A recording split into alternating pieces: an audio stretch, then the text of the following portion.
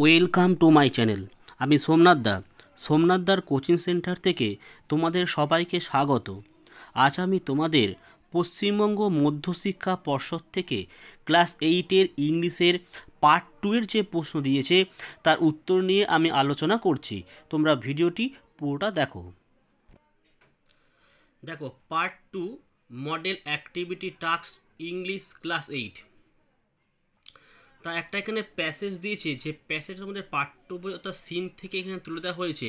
বলছে দেখো, read the passage carefully and answer the questions that follow. ঠিক আছে, তা নিচের এই প্যাসেজটাকে আমাদের পড়তে হবে, পড়ে নিচের প্রশ্নগুলোর উত্তর দিতে হবে। তা আমি প্যাসেজটা দেখো পড়ছি, তোমরা ভালো করে শোনো। রিফ্রেশ মানে হচ্ছে তরতাজা বা ঝরঝরে। তাহলে রিফ্রেশড হি লুকড অ্যারাউন্ড। ঝড়ঝড়ে হবার পর সে চারিদিকটা একবার চেয়ে দেখল। An old man sat on a wall by the Persian wheel. সে একটি বৃদ্ধ মানুষকে পার্সিয়ান হুইলের দেওয়ালে বসে থাকতে দেখল। He looked at the old man wanting to say something but hesitated. সে বৃদ্ধ লোকটির দিকে তাকালো আর কিছু বলতে চাইল, কিন্তু সে ইতস্তত করছিল, মানে বলবো কি বলবো না ভাবছিল। Finally he asked, did the clouds come here? The old man looked closely at him and said, Son, when the clouds come, the earth and the sky know of their coming. অবশেষে সে জিজ্ঞাসা করলো, মেঘগুলো কি এখানে এসেছে? বৃদ্ধটি তার দিকে তাকিয়ে বলল, বাছা, যখন মেঘ আসে মাটি আর আকাশ তার আসার কথা জানতে পারে। But the clouds were here last night and no one got to know. কিন্তু গত রাতে এখানে মেঘ এসেছিল আর কেউ জানতেও পারেনি। The old man said, it is not enough for the clouds to come. বৃদ্ধ মানুষটি বলল, এটা মেঘ আসার জন্য যথেষ্ট ছিল না। I once lived in a place where it had not rained for 10 years. বলছে, আমি এক জায়গায় থাকতাম যেখানে টানা 10 বছর ধরে বৃষ্টি পড়েনি। 10 years he was open mouthed. 10 বছর সে হাঁ করে রইল। He sat there listening to his tales. সে সেখানে বসলো তার গল্প শোনার জন্য। সাডেনলি হঠাৎ he realized how late it was. হঠাৎ সে বুঝতে পারলো যে দেরি হয়ে গেছে। He walked for miles in the sun and the dust. সে রোদে ও ধুলোতে কয়েক মাইল হেঁটেছে। He went back by the same dirt track he had taken to come there. তাহলে কি হলো? সে রোদেও ধুলোতে কয়েক মাইল হেঁটেছে, সে সেই কাদা রাস্তা দিয়েই ফিরে গেল যেটা দিয়ে সে এসেছিল। The sun was still fiercely hot, but when he reached the mud hut, he felt a nip in the air and the earth was damp under foot.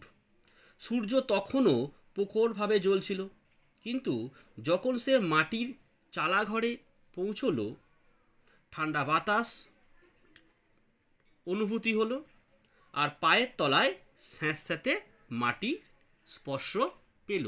তাহলে তোমরা এটা আশা করি বুঝতে পেরেছো। এবার তোমরা দেখো অ্যাক্টিভিটি 1 দেখো কি বলেছে।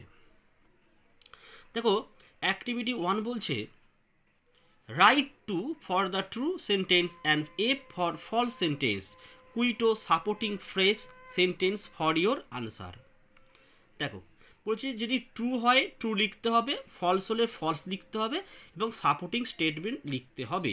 1 নম্বরে the boy sat on a wall by the Persian wheel, তা আমরা এটা বুঝতেই পারছি কারণ বৃদ্ধ লোকটি পার্সিয়ান হুইলের ওপর বসেছিল, তাই এটা ফলস লিখেছি। আর সাপোর্টিং স্টেটমেন্ট কী লিখবে, an old man sat on a wall by the Persian wheel.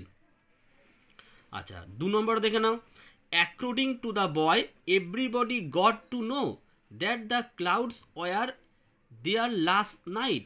দেখো according to the boy everybody got, কারণ বালকটি প্রত্যেকে জিজ্ঞাসা করলো তোমরা কি জানো that the clouds were there last night, মেঘ কি রাতালে এসেছিল, তাহলে এটা অবশ্যই ফলস হবে। কী হবে অ্যান্সারটা, but the clouds were here last night and no one got to know. ঠিক আছে, এবারে 3 নম্বর দেখো, the boy went back using the same dirt track that he had taken to come to the Persian wheel. তাহলে the boy went back, বালকটি ফিরে এলো using ব্যবহার করে সেম ডার্ট ট্র্যাক, সেই মানে কাদা ভরা রাস্তা দিয়ে, that he had taken to come to the Persian wheel, মানে যেখান থেকে সে এসেছিল। তো এটা অবশ্যই আমাদের ট্রু হবে। তাই অ্যান্সার দেখো লিখেছি he went back by the same dirt track he had taken to come there. আমি আশা করি তোমরা অ্যাক্টিভিটি 1টা ভালোভাবে বুঝতে পেরেছো।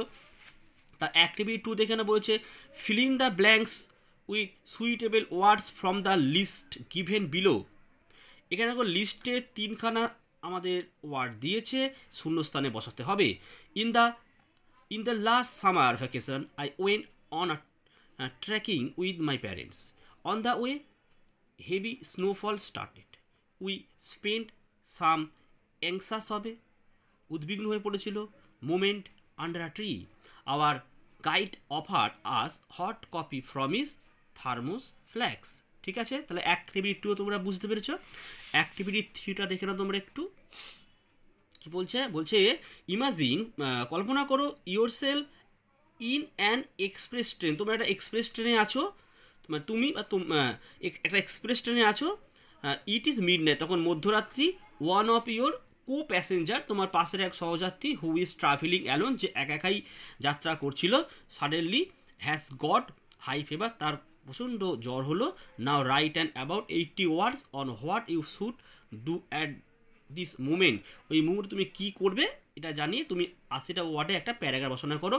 তা আমি একটা আমার মতো করে লিখে দিচ্ছি, তোমরা চাইলে তোমরা নিজেরাও লিখতে পারো, এবং তোমার যদি মনে হয় যদি এটাও তোমাদের লাগবে তোমরা এটাও কি নিতে পারো। তা তুমি একটু বুঝে নাও। দেখো I will be very worried because in this situation I should immediately call a doctor, ask the railway staffs to arrange some medicines. As he is traveling alone, you should give him courage and give a company. You should make sure that he is completely recovered. তো এই হলো প্যারাগ্রাফটা। তা আশা করি তোমরা এটা বুঝতে পেরেছো। আর দেখো যদি এই ভিডিও তোমাদের ভালো লাগে তোমরা অবশ্যই প্রত্যেক একটা মতো লাইক দিও। যারা নতুন চ্যানেলটিকে অবশ্যই তোমরা সাবস্ক্রাইব করে বেল আইকন প্রেস করে এবং অল নোটিফিকেশন অন করে রাখো। এবং তোমরা প্রত্যেকে ভালো থেকো, সুস্থ থেকো, এবং এই ভিডিও দেখার জন্য তোমাদেরকে অসংখ্য ধন্যবাদ।